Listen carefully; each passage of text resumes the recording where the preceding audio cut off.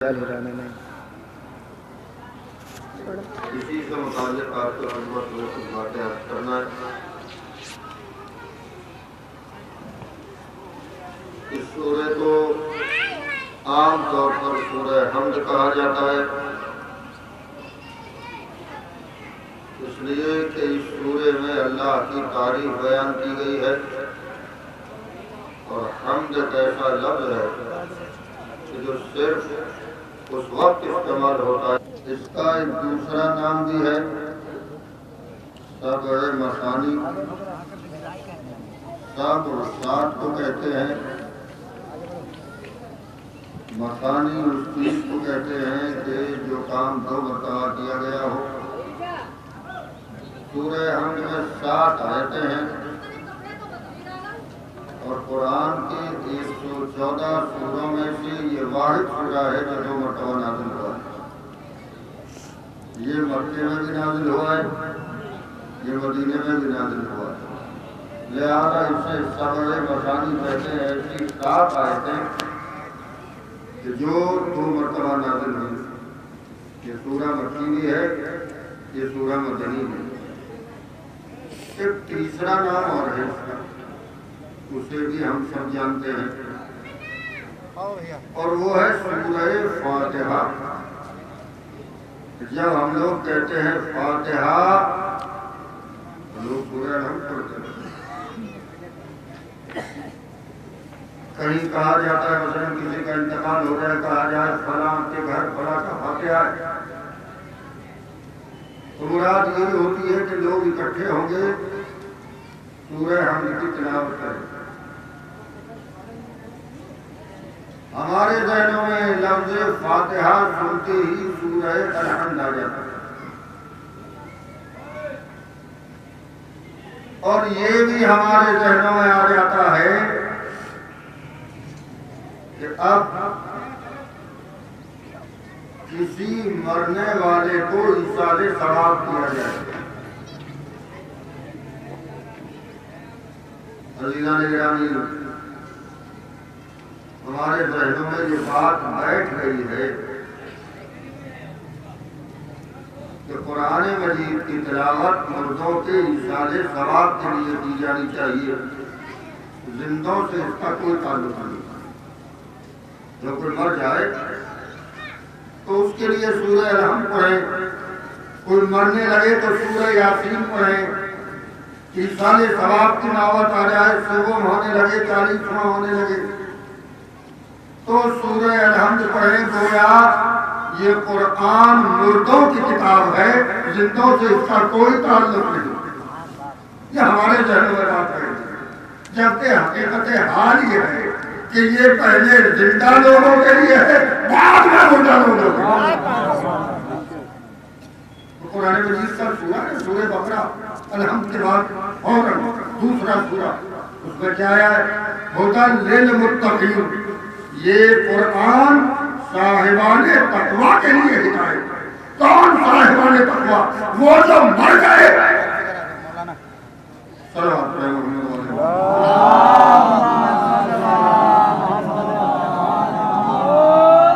وہ جو مر گئے ان کو ضرورت ہے، وہ تو مر گئے، انہیں کسی ہدایت کی ضرورت نہیں ہے۔ قرآن ہدایت ہے، زندہ لوگوں کو ہدایت کی ضرورت ہوتی ہے۔ آیت کہتی ہے میں ہدایت ہوں متقیوں کے لیے، یعنی ان کے لیے جو زندہ ہو، مردوں کو ہدایت کی ضرورت نہیں ہوتی، انہیں رحمت کی ضرورت ہوتی، انہیں رحمت کی ضرورت ہوتی۔ عزیزان گرامی، اس کا مطلب یہ ہے کہ قرآن فقط زندوں کے لیے نہیں، مردوں کے لیے بھی ہے، فقط مردوں کے لیے نہیں، زندوں کے لیے بھی ہے۔ اور وہ جو مر گئے وہ تو مر گئے، ہم تو زندہ ہیں، ہمیں تو کچھ فائدہ حاصل کرنا چاہیے، ہمیں تو تلاوت قرآن کرنا چاہیے، ہمیں تو قرآن پڑھنا چاہیے۔ عزیزان گرامی، اب ایک بات سے ہوا، اگر ہم نے اپنی اولاد کو سورہ حمد یعنی سورہ فاتحہ بھی نہ سکھایا ہو، نہ یاد کرایا ہو، تو جس نے بھی اپنی اولاد کو چاہیے کہ اپنا فاتحہ اپنی زندگی میں پڑھ کے جائے، مرنے کے بعد کچھ ملنے والا نہیں۔ ہمیں ملے گا تو اس کے جو پڑھنے والے چھوڑ کے گئے۔ جب تم نے اپنی اولاد کو نہیں سکھایا، تمہاری اولاد نہیں پہنچا سکتی، تو دوسرے کو ضرورت کیا ہے؟ لہذا اپنا فاتحہ اپنی زندگی میں پڑھ لیجیے تو زیادہ عزیزاں نے سورہ فاتحہ ہے، سورہ حمد ہے، جو نماز پڑھتا ہے اسے ضرور یاد ہوگا، اوروں کو بھی یاد ہوتا ہوگا، لیکن میں نماز والے کو کہہ رہا ہوں جو مستقل نمازی ہے اسے ضرور یاد ہوگا۔ اب بندہ نماز پڑھنے کے لیے چلا، پروردگار آ جاؤ تیری بارگاہ میں، آ جا، مگر جیسے کھڑا ہے ویسے ہی مت آنا، پہلے اپنے جسم کو دیکھنا، پھر لباس کو دیکھنا، جسم پاک ہونا چاہیے، لباس پاک ہونا چاہیے۔ میں نے کہا مالک ضرورت کیا ہے کہ تیری بارگاہ میں آنے کے لیے لباس بھی پاک ہو، جسم بھی پاک ہو، آواز قدرت آئے گی۔ جب پاک جگہ جایا جاتا ہے تو پاک ہوتے ہیں۔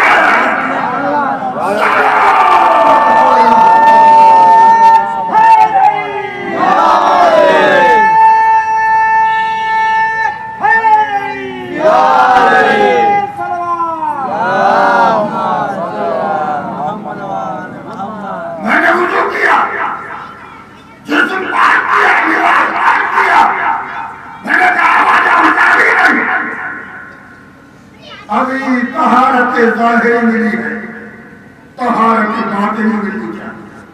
وہ کیسے ہوگی؟ کا وضو کر، غسل کی ضرورت ہو تو غسل، نہ کر سکتا ہو تو تیمم۔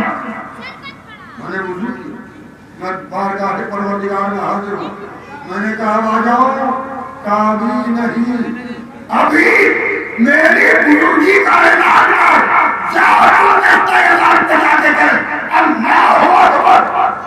میں نے اللہ اکبر کہا، میں نے کہا اعلان کر دیا، کہا نہیں، ابھی بڑے ہونے کا اعلان کیا ہے، ابھی وحدانیت کی گواہی نہیں دی ہے، تیرے ایک ہونے کی گواہی دی۔ میں نے کہا اشہد ان لا الہ الا اللہ، میں گواہی دے چکا۔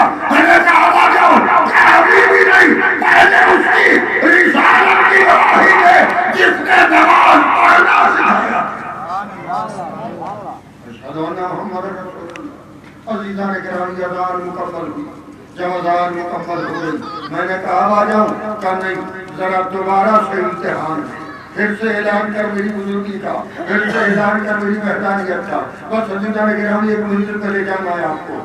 میں نے دوبارہ اللہ کی آواز اب اس لائق ہوا کہ میری بارگاہ میں آ گیا۔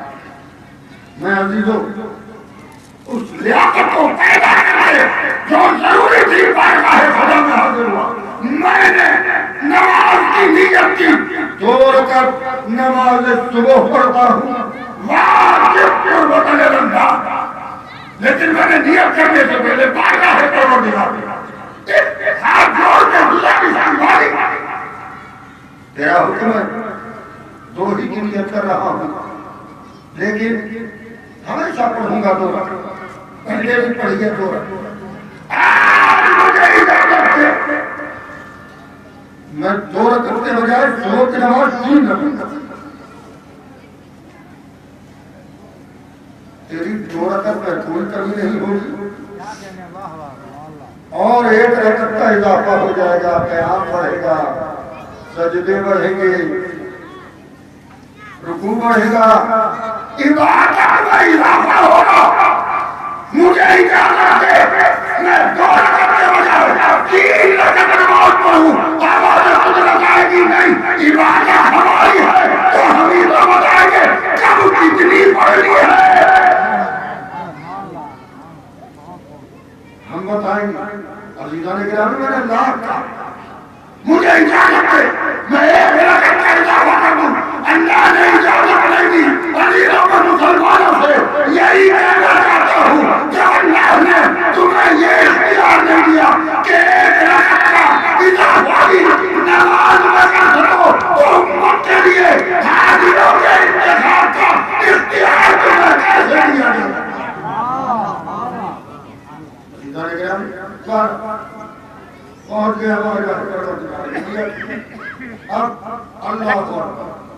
تکبیرۃ الاحرام کاہی الحمد شروع ہوئی، الحمد بسم اللہ الرحمن الرحیم، اللہ کے نام سے شروع جو رحمان الرحیم ہے، الحمدللہ رب العالمین، تمام تعریف اللہ کے لیے جو عالمین کا پروردگار ہے، الرحمن الرحیم، رحمان بھی ہے رحیم، مالک یوم الدین، اور روز قیامت کا مالک ہے۔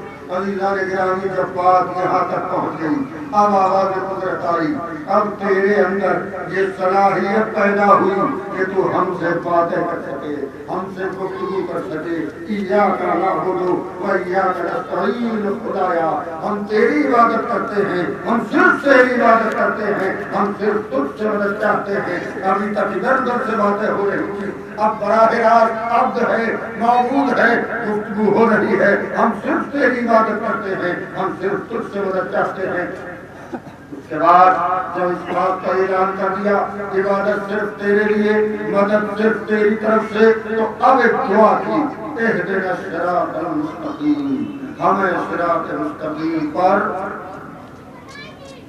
اب عزیزان گرامی یہاں مسلمانوں کے درمیان اختلاف، ترجمے میں اختلاف، اہل سنت حضرات یہ ترجمہ کرتے ہیں ہمیں صراط مستقیم کی ہدایت،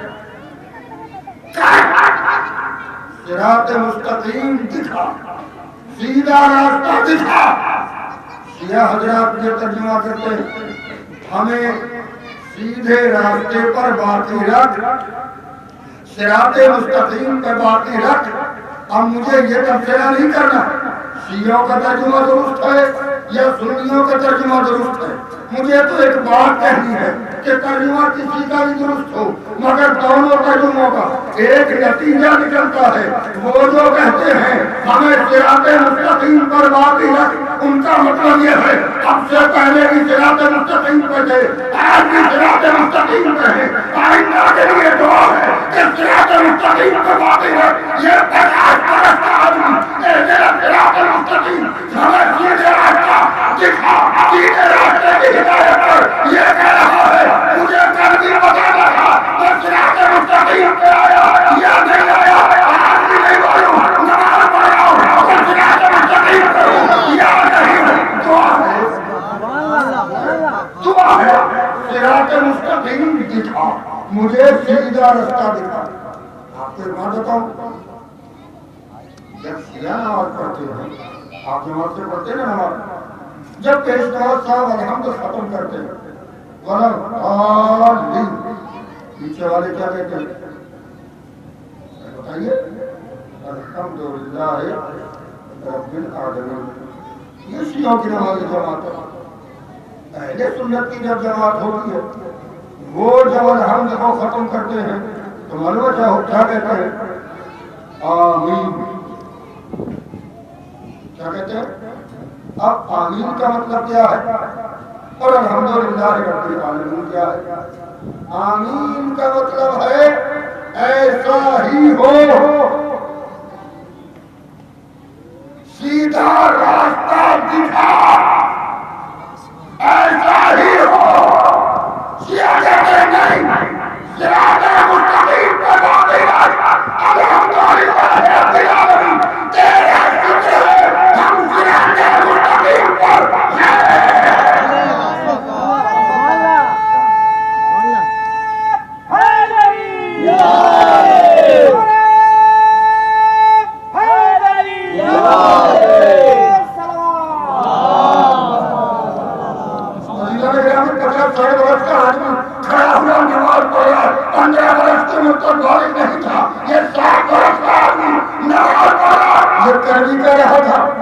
صراط المستقیم آج بھی میرا صراط المستقیم، سیدھا راستہ دکھا، سیدھا راستہ دکھا، سیدھا راستہ دکھا۔ ہمیں 15 سال سے لے کر 4 برس باقی مجھے یہ جو تم نے 45 سال برباد کیے ہیں،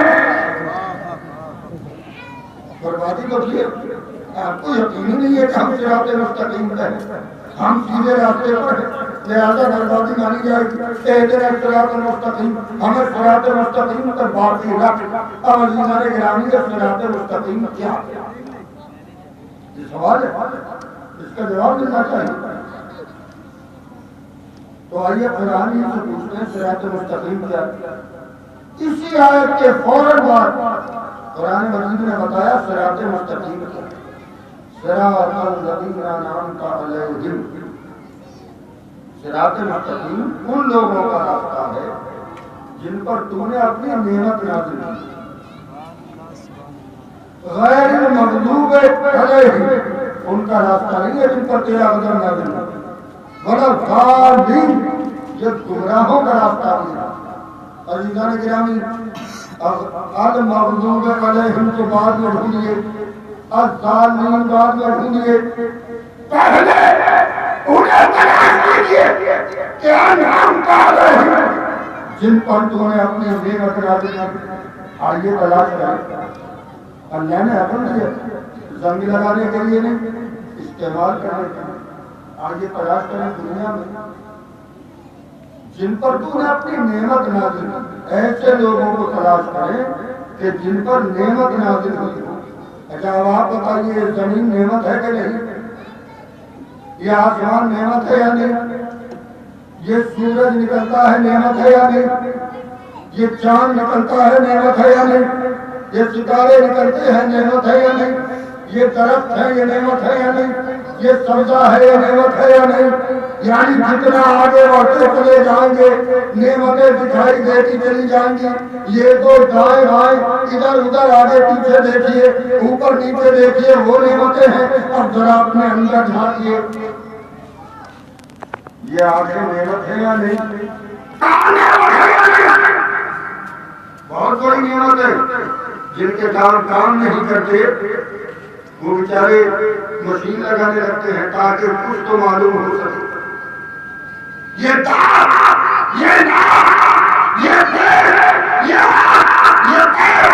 نعمت خدا ہے یا نہیں؟ یہ سب نعمت خدا ہے۔ صراط الذین انعمت علیہم ان کا راستہ جن پر تو نے اپنی نعمت نازل کی۔ سبحان اللہ۔ تو پھر تو ہم یہودیت اختیار کر لیں، وہ زمین پر نہیں چلتے، وہ آسمان کے نیچے نہیں رہتے، وہ پھل نہیں کھاتے، وہ کھانا نہیں کھاتے، وہ پانی نہیں پیتے، ساری یہودی بن جائیں، عیسائی بن جائیں، وہ بھی یہ سب کرتے ہیں۔ کون سی خاص بات ہے مسلمان ہونے میں کہ ہم مسلمان ہی ہو جائیں، وہ ہم سے اچھی زندگی دنیاوی اعتبار سے گزارتے ہیں تو ہم یہودی بنے، عیسائی بنے، زرتشت بنے، پاتش پرست بنے، ستارہ پرست بنے، ہندو بن جائیں، سکھ بن جائیں، بدھ بن جائیں، نہیں۔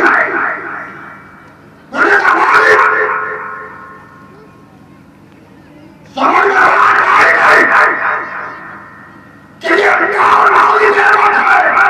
جس کی طرف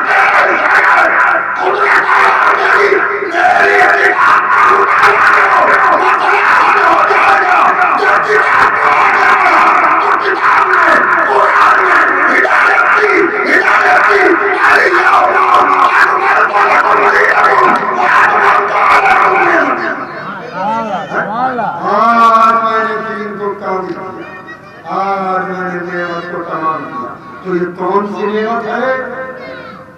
یہ وہ نعمت ہے جو غدیر سنت کی، یہ غدیر سنت ملنے والی نعمت ہے۔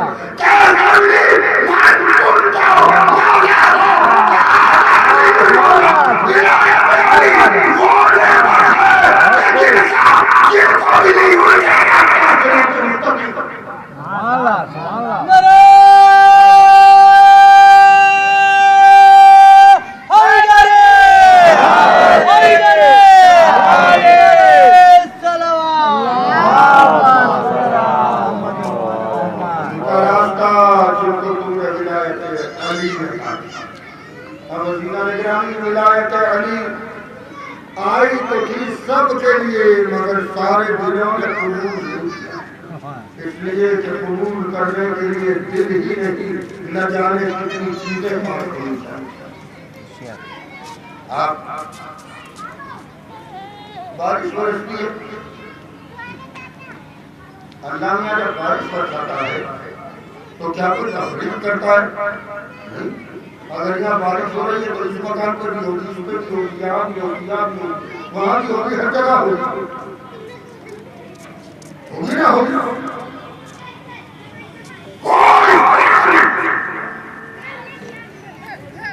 مگر ابھی آگے گرامی بارش کا قطرہ نہیں ہوتا، جہاں بارش کا قطرہ گرتا ہے وہ جگہ دیکھی جاتی ہے، وہ کیسی ہے۔ کھیت میں اگر یہ قطرے گر جائیں،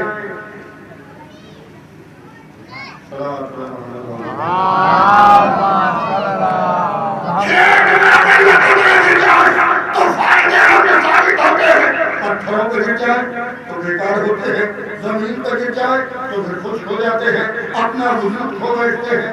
عزیزان گرامی، بارش کے ان قطروں کی دو خصوصیتیں ہو رہی ہیں۔ آپ نے سچے موتی کا نام سنا ہے؟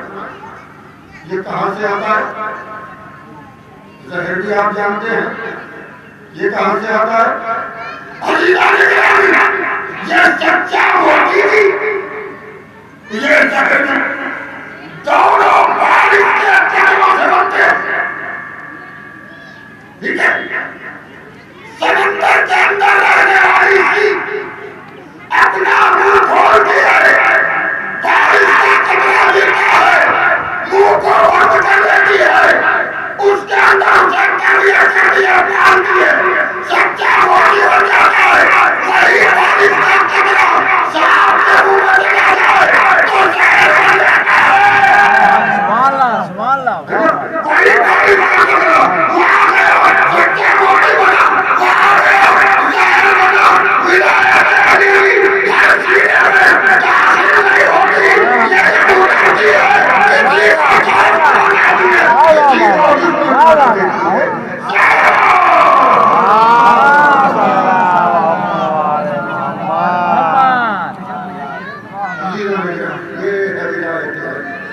ہر جگہ نہیں، ولایت علی بڑی قیمتی چیز، اتنی قیمتی چیز ہے کہ حضور پلٹ رہے تھے حج آخر، بلکہ حضور کی زندگی کا پہلا اور آخری حج وہی ہے۔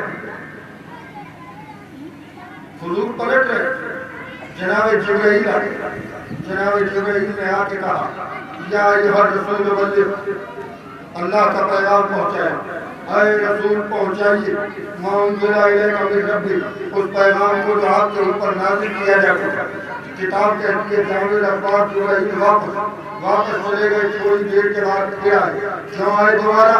اس لیے کہ پیغمبر کا قافلہ روکا ہی نہیں، جب قافلہ نہیں رکا تو پھر آئے، اب ذرا لہجہ تبدیل تھا، وَإِن لَمْ تَفْعَلْ وَمَا بَلَّغْتَ رِسَالَتَهُ، اگر آپ نے اس کام کو انجام نہیں دیا تو گویا ہم سمجھیں کہ آپ نے تبلیغ رسالت نہیں کی۔ چلے گئے جبرائیل، مگر اب بھی قافلہ پیغمبر نے نہیں روکا، اب تیسری مرتبہ آئے، اب اللہ نے ظاہر کیا آیت کے ذریعے سے معاملہ کیا ہے، واللہ یعصمک من الناس، اللہ آپ کو لوگوں کے شر سے محفوظ رکھے گا۔ اللہ بھی سمجھ رہا ہے کچھ شریر لوگوں سے پیغمبر کو خطرہ ہے، لہذا ذمہ داری ہم محفوظ رکھیں گے۔ پیغمبر نے ایک مرتبہ بلال کو بلایا، بلال تم دستہ اذان پہ جاؤ، بلال جاؤ اذان کہو۔ بلال نے اذان کہنا شروع کی، اللہ اکبر، آگے والوں نے اذان سنی، واپس پلٹ کے آئے، پیچھے والوں نے اذان سنی، تیزی سے دوڑ کے آئے۔ عزیزان گرامی، روزانہ بلال اذان کہتے ہیں، میں کہتا ہوں حضور روز بلال اذان کہتے ہیں، آپ بھی اذان انہی سے کہلوانے ہیں، ارے کسی کو اور کو رکھ لیجیے، کسی اور سے کہہ لیجیے، آواز قدرت آئے گی نہیں۔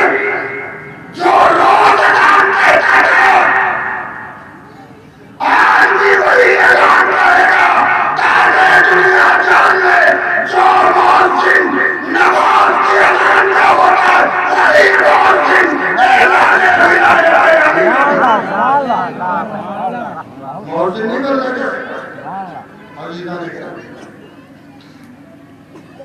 اب جو اذان کہے آگے والا مجمع پیچھے آیا، جہاں میرا اذان کیوں، آگے والا مجمع پیچھے آیا، پیچھے والا مجمع آگے آیا۔ اب عزیزان گرامی، دارش کا مطالعہ فرمایا آپ تو آپ کو ایک بات معلوم کہ بڑی شدید گرمی تھی، ریت جل رہی تھی، تپتا ہوا سورج تھا اور غدیر کا مجمع کھڑا ہوا۔ پیغمبر کے لیے ایک جگہ صاف کی، سایہ دار کانٹے دار درخت کے نیچے صاف کر کے پیغمبر کو وہاں سارا مجمع جلتی ہوئی ریت اور ادھر گرامی اور گرمی اتنی ہے کہ ردا کا ایک کونا سر کے اوپر ہے، ایک کونا پیروں کے نیچے، یعنی دونوں طرف سے شدید گرمی ہے۔ اب آئیے حضور کی بارگاہ میں بات عرض کریں، حضور کیا یہ وقت تبدیل نہ ہوگا؟ شام نہ ہوگی، صبح نہ ہوگی، شام ہو جانے دیجیے، ریت رات میں ٹھنڈی ہو جاتی ہے۔ یہ آپ کے پیارے پیارے صحابی ہیں، اچھے اچھے صحابی ہیں، رات ہونے دیجیے، اندھیرا ہونے دیجیے، ریت کو ٹھنڈا ہونے دیجیے، اندھیرے کا بجائے صبح ہونے دیجیے۔ جب صبح ہو جائے سورج نکلنے سے پہلے اعلان ولایت علی کر دیجیے۔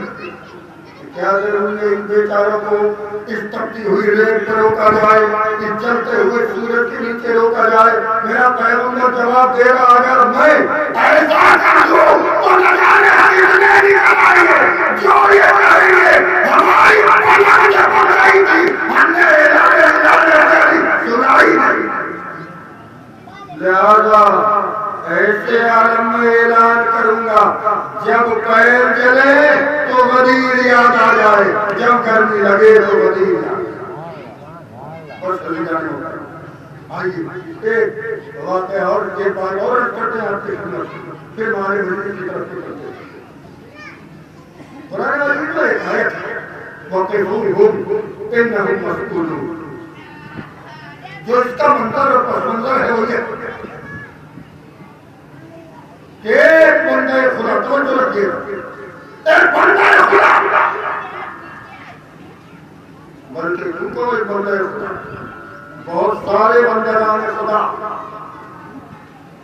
ان کا حساب و کتاب میدان محشر میں ہو چکا، بالکل مطمئن ہے، جا رہے ادھر۔ ہم مجھے بتائیں کہ جو اپنے حساب سے مطمئن ہو وہ کدھر جائے گا؟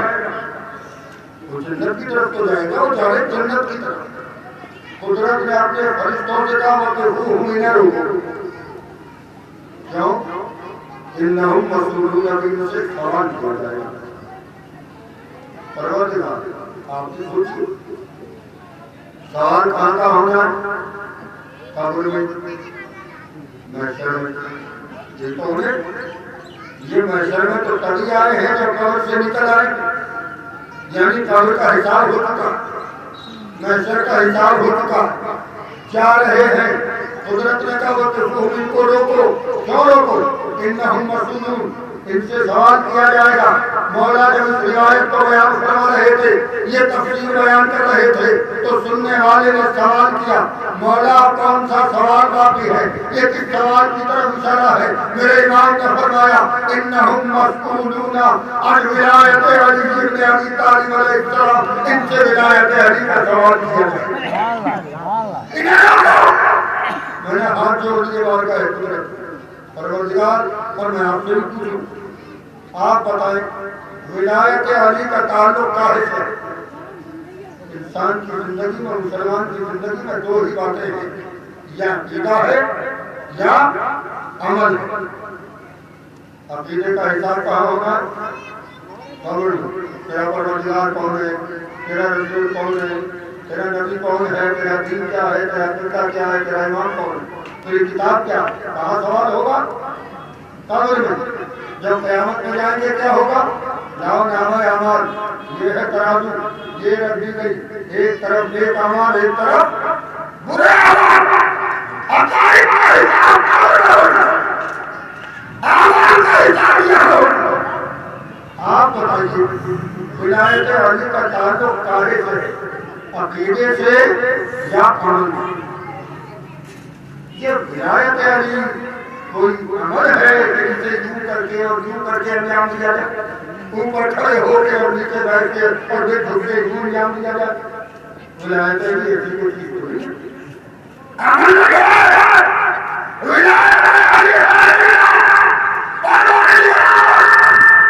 اگر یہ عقیدہ تھا تو قبر میں سوال ہونا، اگر یہ عمل تھا تو قبر میں سوال ہونا۔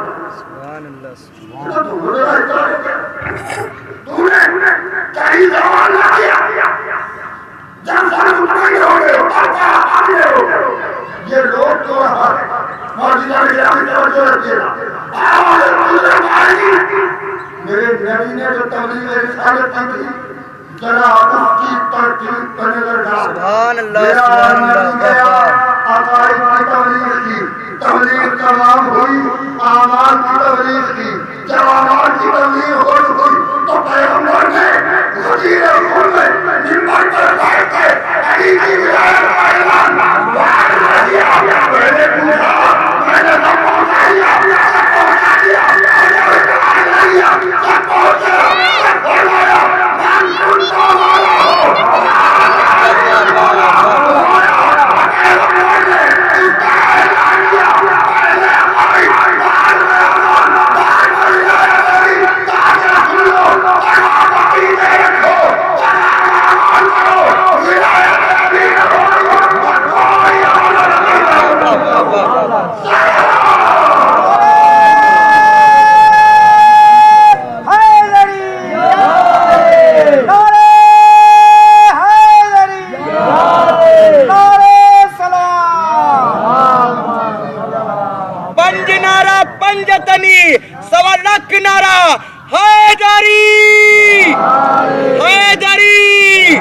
امام کے ظہور کے لیے بواز بلند سلوات۔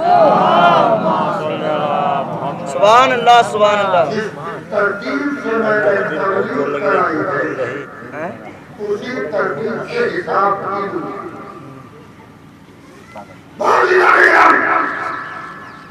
ایک جملہ دے دو آپ کو، قدرت نے اپنے پیغمبر سے سب سے آخر میں ولایت علی کا اعلان کرایا اور یہ بھی کہہ دیا فَإِن لَمْ تَفْعَلْ وَمَا بَلَغْتَ رِسَالَتَهُ۔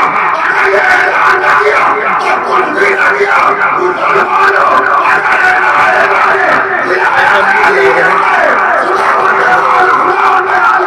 اپنے نبی کی رسالت کی تبلیغ کو قبول نہیں کرتا تو تمہاری نماز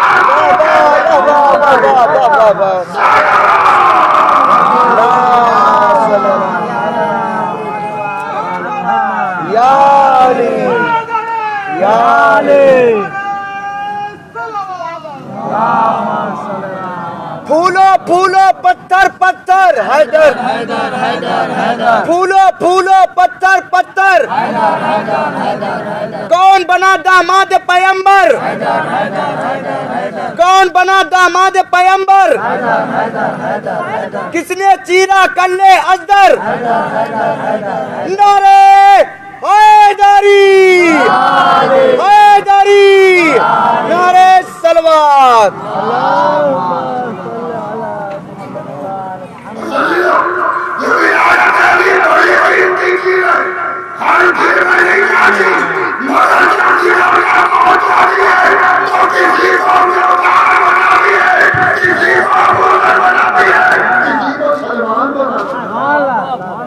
یہ ولایت علی کے طریقے بڑی قیمتی چیز ہے اور وقت نہیں ورنہ اور ایک جملہ آگے بڑھ کے جب ولایت علی دل میں بس جاتی ہے تو کسی کو میسا میں تمال میسا تاریخ ولایت کے اس طرف سردار ستارے کا نام ہے جس نے کار بجا کے ولایت علی کو چھوڑا ہے بلکہ کار بجا تو ولایت علی کا عقیدہ اور مضبوط ہو۔ ابن زیاد نے گرفتار کرا پہنچ گئے ابن زیاد کے دربار میں، کہنے لگا کہ سب میں تمہیں قتل کروں گا، کہ مجھے معلوم ہے، کہ تمہیں کیسے معلوم ہے؟ تو میرے مولا نے مجھے سب بتایا۔ کہ کیا بتایا؟ کہ مجھے بتایا کہ مجھے سولی پر چڑھائے گا، میرے ہاتھ پیروں میں کیڑے ٹھوکے گا، اور کہ یہ بھی بتایا کہ میری زبان کاٹے گا۔ کہنے لگا تو صحیح، ہم تمہارے ہاتھ پیروں میں کیڑے تو ٹھوکیں گے مگر زبان نہیں کاٹیں گے، تاکہ تمہارے مولا کی بات کو جھولا دے۔ وزیران گرامی نبی سامنے آواز ابن زیاد کیا بکتا ہے؟ علی کی آواز اور جھوٹی ہو جائے، یہ تو ہو نہیں بکتا، کام دنیا کے رہے۔ نبی سامنے آواز دی، علی نہ کہی، علی کا غلام تو ہے، ہم دیکھیں گے۔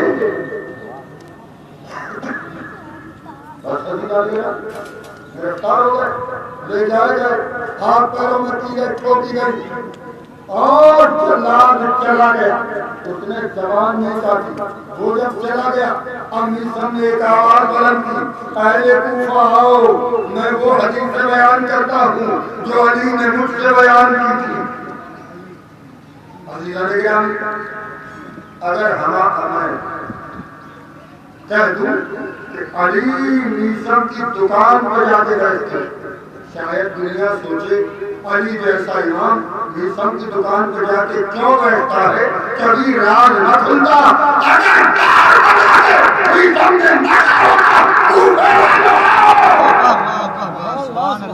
میسم کے اعلان نے بتایا علی یہودی جا کے نہیں بیٹھتے، علی میسم کو حدیثوں کی تعلیم دیتے۔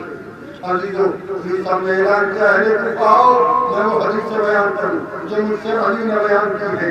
اہل کوفہ چلے، قلم بھی لے کے چلے، کاغذ بھی لے کے چلے، کہیے تمہیں مبارک بات دو میسم کو، مبارک ہو، قلم مانگا نہیں مگر آ گیا نبی مانگا۔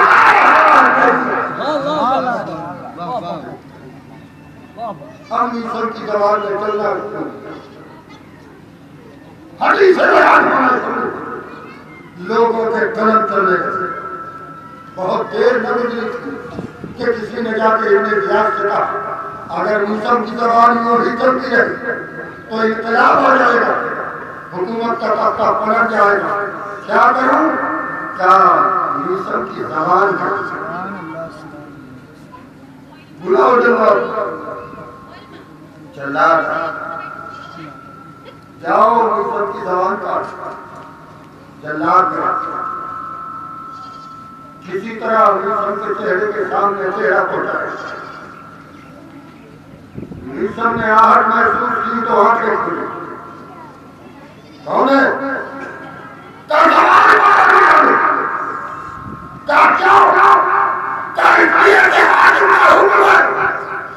تمہاری زبان کاٹ لوں، پر میسم نے جھوٹا کہا، زبان کو کٹواؤں گا مگر میرا ایک پیغام اپنے حاکم تک پہنچا دینا۔ زمین آسمان کی طرف جا سکتی ہے، آسمان ٹوٹ کے بھی لگتا ہے، علی کو چھوڑایا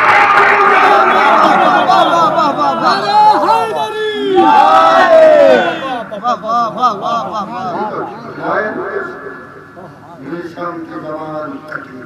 عزیزو ایک زبان میسم کی کٹی تھی، لیکن نہ جانے کتنے منہوں میں کتنے بہانوں میں زبان ہے۔ بس عزیزان کلیجہ چاہیے میسم بننے، بہت بڑا جگر چاہیے میسم بننے۔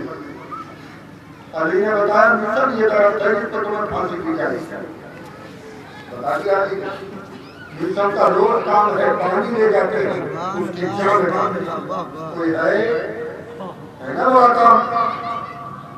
مجھے پتا چل جائے تو میں سوچوں گا کہ لاؤ یہ جتنی جلدی ہو سکے سوکھی جائے، نہ یہ پیڑ ہوگا، نہ پھانسی دی جائے گی، نہ کیڑے ٹھوکی جائیں گی، نہ مجھے پھانسی پر لٹکایا جائے گا، میں تو اور اس کی جڑ کو کھودنے کی کوشش کروں گا۔ لاکھوں سلام میسم کے اوپر جس نے جڑوں کو کھودا نہیں، تعلیم دے کے اگر اگر جوان ہونا ہے تو آج یہ سب ہر وقت تیار ہے سوری پہ چڑھنے کے لیے۔ ایک دن پانی اس پیڑ کی جڑ میں ڈال رہے تھے، حبیب ابن ولاح کا ذکر ہوا۔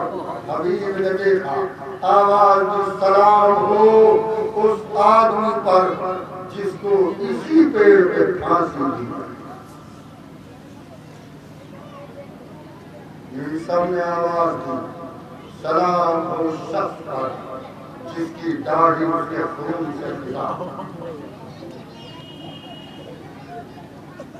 حبیب سمجھتے تھے مجھے کو معلوم ہے، پوچھ لیا کیا تمہیں بھی سب کچھ معلوم ہے؟ کامل مولا علی نے مجھے سب کچھ بتایا، ان کو حسین نے سب بتایا۔ جلوس ہے، چہلم ہے امام، اس کا چہلم ہے، اس بھوکے پیاسے کا چہلم، جس کا چہلم بنایا ہے اس کا چہلم۔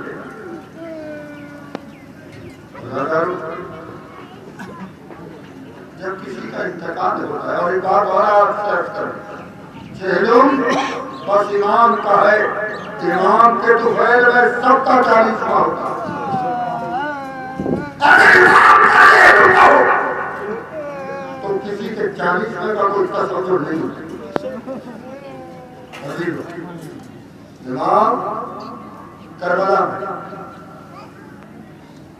اللہ 3 دن کی بھوک، 3 دن کی پیاس، لاشوں کے لاشیں، دوستوں کے لاشیں، بھائیوں کے لاشیں، بھتیجوں کے لاشیں، بھانجوں کے لاشیں، اور اس کے بعد تو قیامت ہے کہ حسین علی اکبر کے برابر میں بیٹھے ہیں، آج 3 الٹ رہے ہیں تاکہ علی اکبر کے کلیجے سے بچی کھینچ سکے۔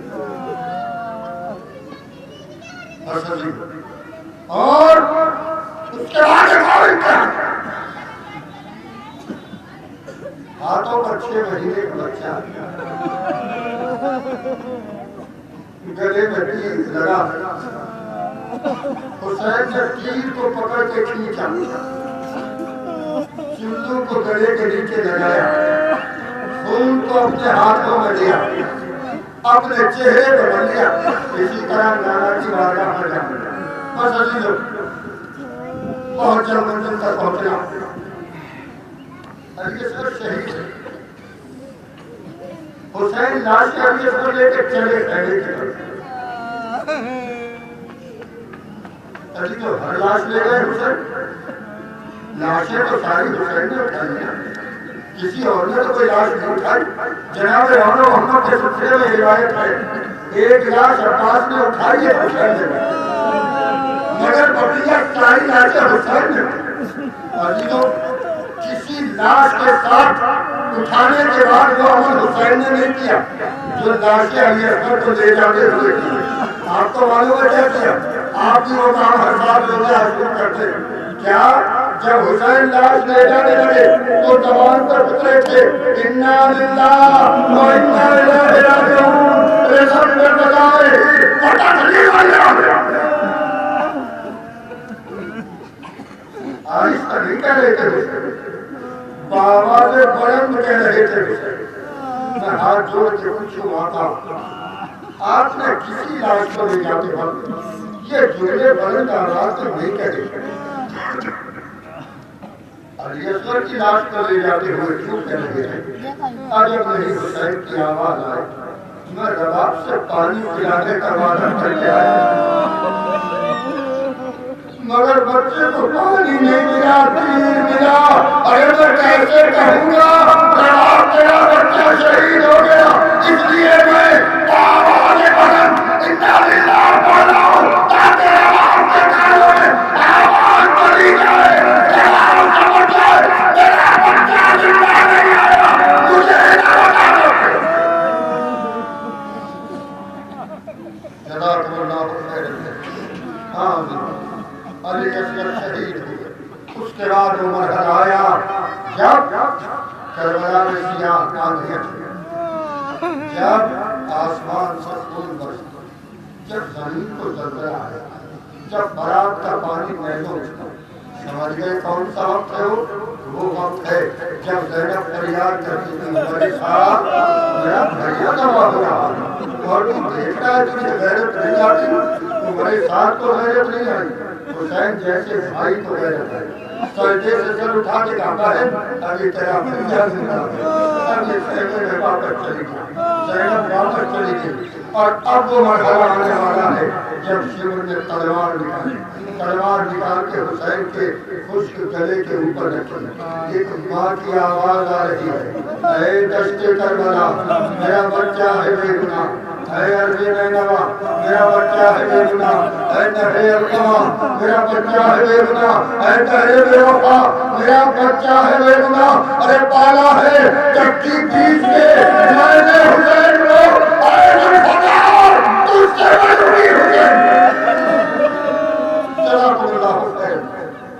بجری عمر کا جہاں زمین کربلا کو زلزلہ فرات کا پانی محلوں اٹھا، عاشور کا سورج ڈوبا، شام غریبہ نے گزار دی، زینب کی چادر چھلی، ام کلثوم کی چادر چھلی، سکینہ کی چادر چھلی، سکینہ کے گوشوارے چھلے، عزیزوں نہیں یہ لفظ گوشوارے چھلے یہ مفہوم کو ادا نہیں کرتا، گوشوارے اس طرح کھینچے گئے کہ بے بیوی کی یہ لویں پھٹ گئے۔ بس عزیز بیمار کے نیچے سے بستر کھینچا، معلوم جب بستر کھینچا گیا اس سے پہلے میرا بیمار امام بستر پر چت لیٹا ہوا تھا بے ہوش تھا، جب بستر کھینچا گیا تو میرا امام الٹ گیا۔ ابھی تو 11 محرم کو قافلہ مقتل سے گزارا،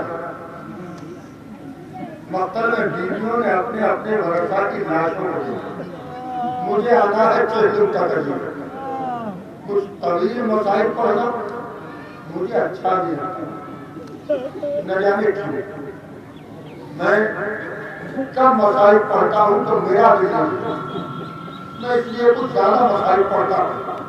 11 محرم بیویاں مقتل سے گزاری گئی، بیویوں کے بازوؤں میں رسل ہے، سید سجاد کے ہاتھوں ہاتھ پڑھیا، جب بیویاں مقتل میں پہنچی اپنے اپنے ورثاء کی لاشوں پر پہنچی، لیلا علی اکبر کی لاش پر، پروا قاسم کی لاش پر۔ اب زینب کے بارے میں یہاں 2 روایتیں، ایک روایت یہ ہے کہ زینب اونٹ سے اتر چکی، ایک روایت یہ ہے کہ زینب اونٹ پر بیٹھی تھی۔ زینب نے وہاں سے دیکھا اونٹ کی پیٹھ سے میرا بیمار بھتیجا ہتھکڑیوں بیڑیوں کو سنبھالے ہوئے بابا کے لاشے کی طرف کو بڑھا، جب قریب پہنچا کھڑا ہو گیا، چہرے پر ایک رنگ آ رہا ہے، ایک رنگ جا رہا ہے، ایسا لگتا ہے کہ روح نکل جائے گی، میرا بھتیجا مر جائے گا۔ اللہ تم سید ہو۔ زینب نے سید سجاد کو بچانے کے لیے ایک کام کیا، بتاؤ کیا کیا؟ زینب نے سید سجاد کو بچانے کے لیے اپنے آپ کو کھڑے ہوئے اونٹ سے زمین کے اوپر گرا دیا۔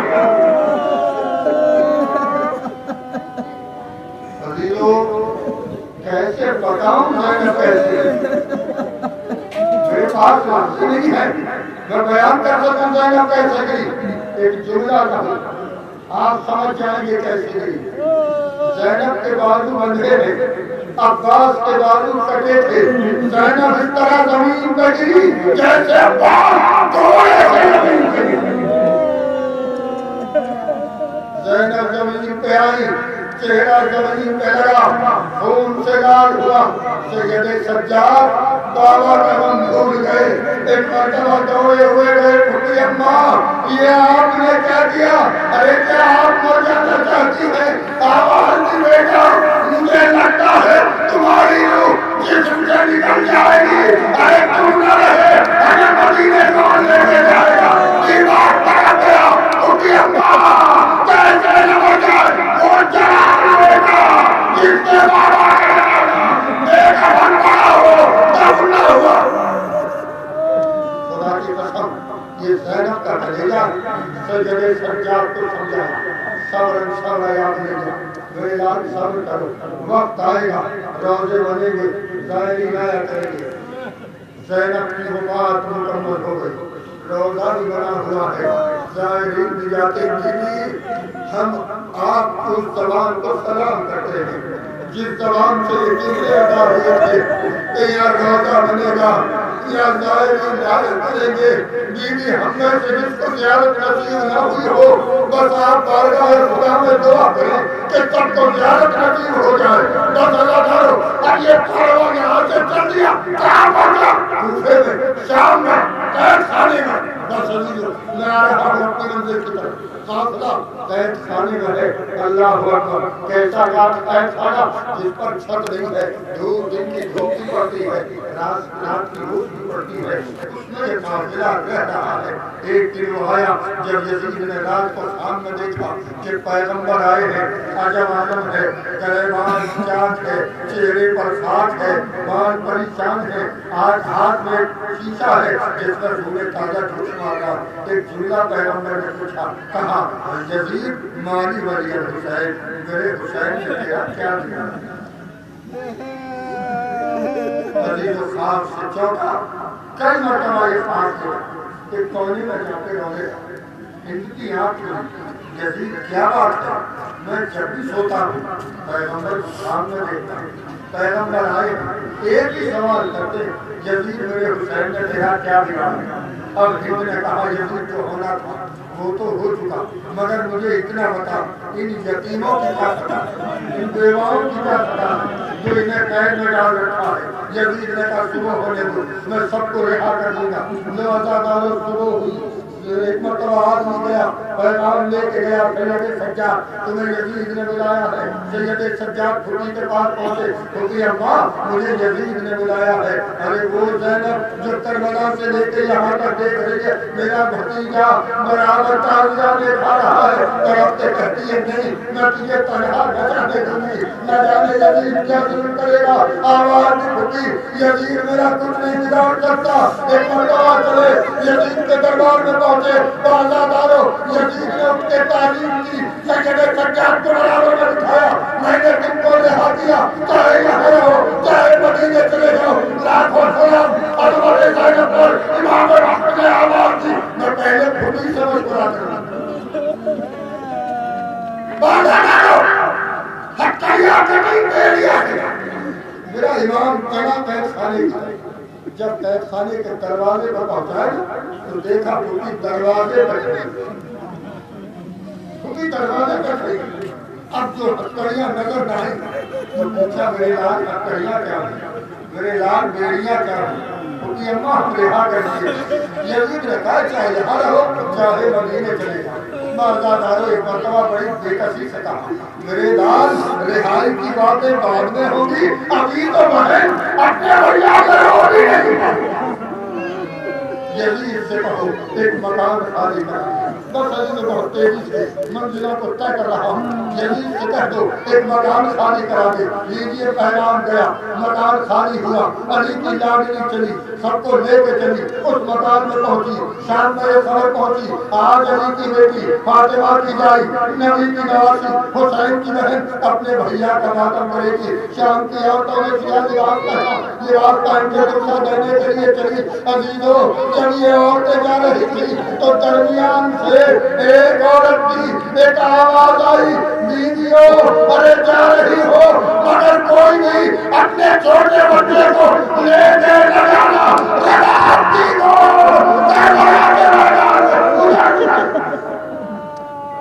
جزاکم اللہ خیر عزیزو ماتم شروع ہوا اب زینب نے سید سجاد سے کہا میرے لال یزید سے کہو ہمارے وارثوں کے سر دے سر آنے لگے علی اکبر کا سر لیلا نے لیا قاسم کا سر فروہ نے لیا اصغر کا سر رباب نے لیا ایک مرتبہ حسین کا سر آیا زینب تعظیم کے لیے زینب کے ساتھ سب اٹھے زینب نے سر کو لیا پہن کی سر رکھ دیا ہے، اب دو چھوٹے چھوٹے سر آئے، اب جو یہ سر آئے کوئی لڑنے والا نہیں تھا، شام کی ایک عورت کھڑی ہو گئی، بیوی مجھے بتاؤ ارے ان گھروں کا لڑنے والا کیا کوئی نہیں، کیا ان کی ماں نہیں ہے جو کوئی نہیں ہوتا؟ زینب نے پھینک دے کر ارے ماں تو موجود ہے مگر بتا میں بیٹا کا وعدہ کروں یہ بھیا کرنا جزاک اللہ خیر۔ بس سجیدو ختم ہو رہی ہے وزیر، سن لیجیے ماتم تمام ہو گیا، بیٹا یزید سے کہہ دو ہمارا لوٹا ہوا سامان واپس کر دو۔ لوٹا ہوا سامان آنے لگا، امام کی مسند آئی، زینب نے مسند بچھائی، سید سجاد کا بازو پکڑا، امام کی مسند تو بٹھایا، خود سامنے بیٹھ کے کہا میرے لال کسی نے تجھے تیرے بابا کا قرصہ نہیں دیا، یہ زینب تجھے تیرے بابا کا قرصہ دیتی ہے۔ اس کے بعد سامان آتا رہا، آخر میں ایک کٹوی آئی، اب تو زینب نے کٹوی کو کھولا تو دیکھا چھینی ہوئی چادر ہے، ایک چادر اٹھائی، لالا یہ تمہاری چادر، دوسری اٹھائی، جواب یہ تمہاری چادر، بابا یہ تمہاری چادر، بلجا یہ تمہاری چادر، کلثوم یہ تمہاری چادر، سب سے آخر میں ایک چھوٹی سی چادر ملی، زینب نے قید خانے کا رخ کیا، سکینہ چادر مل گئی بیٹا، اور تمہیں بڑا بنتا چادر مل گئی۔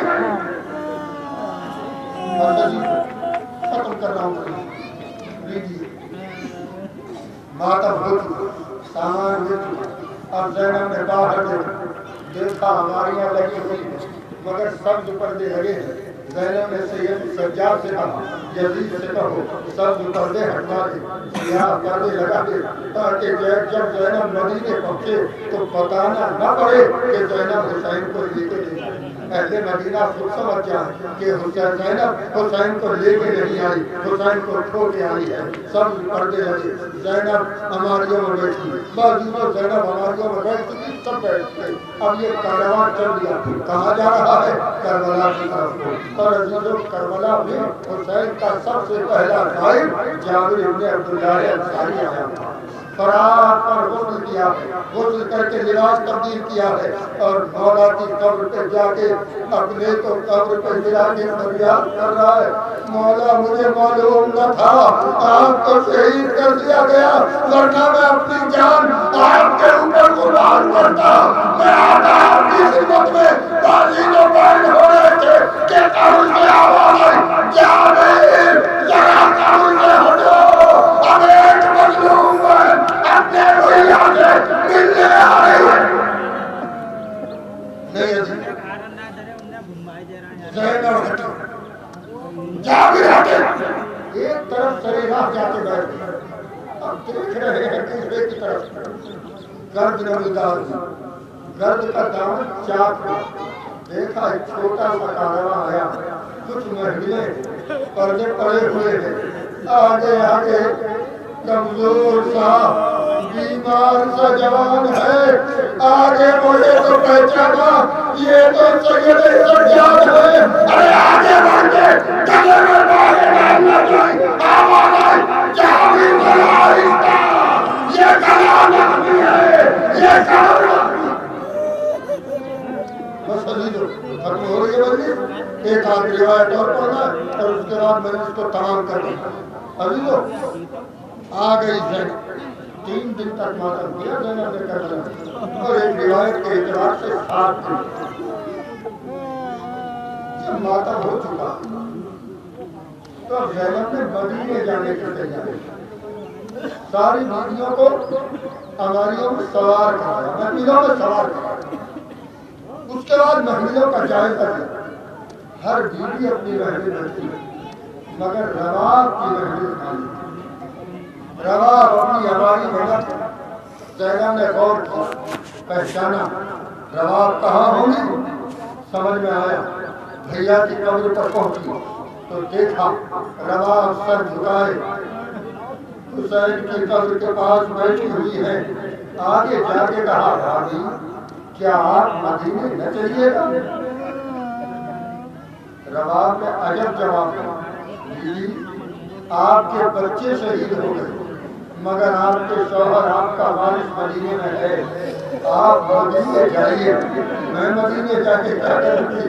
اللہ نے مجھے 2 بچے دیے تھے، ایک علی اصغر جو یہاں کربلا میں ہے، ایک سکینہ جو خیرخانہ شام میں ہے، اور میرا والد اس کی ایک عمر ہے۔ میں نہ جاؤں گی، یہی مجاور بن کے زندگی گزاروں۔ جناب ربوں کو ولی ہو، میں پڑھ چکا، اور جب یہ سنا زینب نے کہا بیوی بھابھی میں اپنے حق کا واسطہ دیتی، مدینے چلیے۔ بس عزیزو، رواؤں نے سنا، نہ جانے کیا سوچا، اپنے دونوں ہاتھوں کو قبر حسین پر رکھا، بس آخری منزل ہے، اور مجلس تمام قبر حسین پر رکھا۔ اور یہ لب کچھ کہا، معلوم ہے کیا کہا؟ میرے والد یہ رباب جا رہی ہے، مگر یہ عہد کر کے جا رہی ہے جب تک رباب زندہ رہے گی کبھی سائے نہیں رہے۔ یہ امام سے عہد ہوا، بس یہاں تک پہنچانا ہے کہ یہ عہد کس طرح پورا ہوا۔ قافلہ چلا گیا، مدینے میں رہ رہے ہیں۔ رباب دن کی دھوپ ہے تو سہنے خانہ میں، رات کی روز ہے تو سہنے خانہ میں، سہن سے نہیں ہٹتی۔ ایک دن وہ آیا جب بارش ہو رہی تھی، سید سجاد آگے بڑھے، اماں گھر کے اندر چلیے۔ رباب نے سوال کر لیا کیوں؟ کہ اس لیے کہ بارش ہو رہی ہے۔ رباب نے ایک جملہ کہا، میرے لال یہ پانی کے قطرے برس رہے ہیں، یہ تیروں کی بارش ہو رہی ہے، میں نے اپنے بارش کو تیروں کی بارش میں کھڑے دیکھا۔ جناب کو حکم حاصل اور اس کے بعد مجلس تمام۔ اللہ میں آپ کو بحیثیت امام حکم دیتا ہوں، گھر کے اندر چلیے۔ ابا سجید و اگروا 2 چیزوں کے درمیان، ایک طرف امام کا حکم ہے، ایک طرف وہ عہد ہے جو زینب قبر حسین پر کر کے آئی ہے۔ جب وہ حکم مل گیا تو ایک مرتبہ وہی طریقہ وہ کربلا میں اپنایا تھا، اور قبر حسین نہ تھی مگر زمین تھی۔ دونوں ہاتھوں کو زمین کے اوپر دیکھا، چہرہ آسمان کی طرف اٹھایا، پرواز کیا، رباب کی عزت بچا لے، میرا رسول حکم امام پر عمل ہو جائے۔ ابھی اٹھ رہی تھی کہ بیٹھ گئی، رباب نے نفس دیکھا، سید سجاد ارے کیا دیکھ رہے ہو؟